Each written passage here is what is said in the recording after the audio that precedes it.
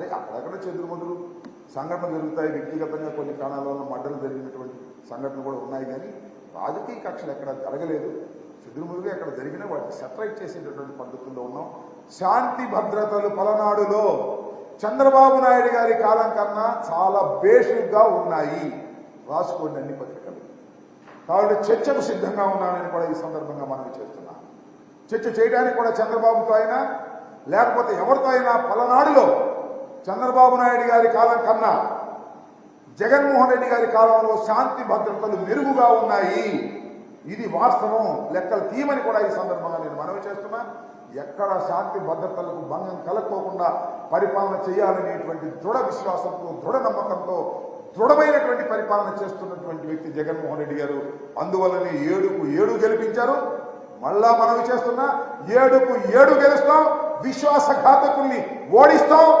పలనాడులో తిరుగులేని వైఎస్ఆర్ కాంగ్రెస్ పార్టీ చరిత్రను సృష్టించే విధంగా మళ్ళా మెజార్టీని కూడా పెంచి చూపించే విధంగా ప్రజలు సిద్ధంగా ఉన్నారని కూడా ఈ సందర్భంగా నేను మనవి చేస్తున్నాను.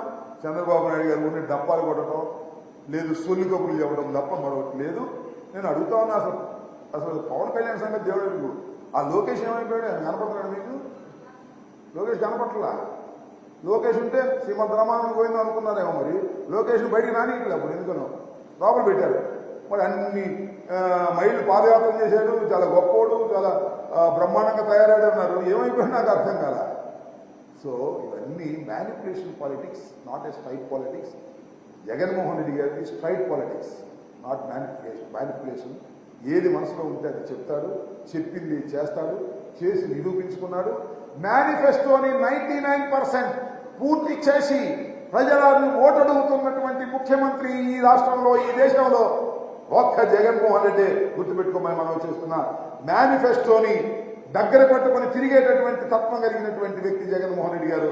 కానీ చంద్రబాబు నాయుడు గారు మేనిఫెస్టోని బుట్టదాఖలు చేశాడు, కనపడకుండా చేశాడు. ఎవరిని అడుగుతాడని భయం వేసి. అలాంటి దుర్మార్గమైన రాజకీయాలు చేసినటువంటి వ్యక్తి. ఆ దుర్మార్గ రాజకీయాలకు కాలం చెల్లింది. చంద్రబాబు కాలం చెల్లింది, పవన్ కళ్యాణ్ కాలం చెల్లింది. మొత్తం టోటల్ గా అపోజిషన్స్ ఎవరైతే ఉన్నారో తెలుగుదేశం, జనసేన రెండు కలిసినా కూడా వారి కాలం చెల్లినటువంటి పార్టీలుగానే ప్రజలు భావిస్తున్నారు. జగన్మోహన్ రెడ్డి గారే మళ్ళా అత్యద్భుతమైన 175 సీట్లు గెలుచుకొని ఈ రాష్ట్రానికి ముఖ్యమంత్రి కాబోతున్నాడనే విషయం అందరికీ అర్థమవుతూనే ఉంది. ఈ సిద్ధం తర్వాత, 4వ సిద్ధం తర్వాత అద్భుతంగా అర్థమైపోతుంది. దానిలో ఏ విధమైన సందేహం లేదు.